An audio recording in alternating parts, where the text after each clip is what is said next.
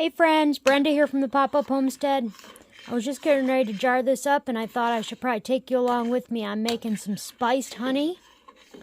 It is great for cold and flu season, and it works really well to put in a cup of hot tea.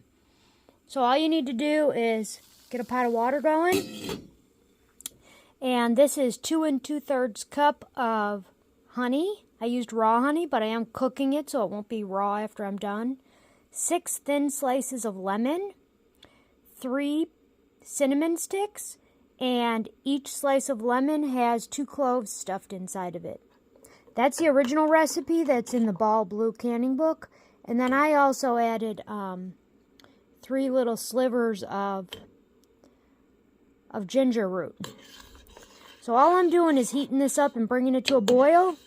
And after it comes to a boil, I'm going to put it in the canning jars, and then I'm going to water bath can it for 10 minutes. So let me get the jars filled and I'll bring you back. I'm just waiting for this to come to a boil. Well, things don't always go as you planned.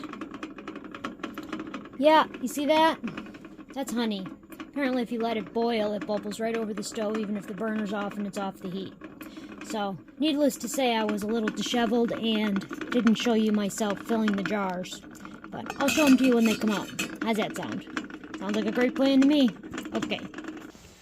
Okay, so there's the spiced honey. It is 2 pieces of lemon with 2 cloves in each slice of lemon, a cinnamon stick, and a slice of ginger. Easy peasy. I water bathed it for 10 minutes. And, yeah, it'll make a good cough syrup. And it'll also be good to mix in a cup of hot tea in the winter. Keep everyone healthy. Take care, my ZD friends.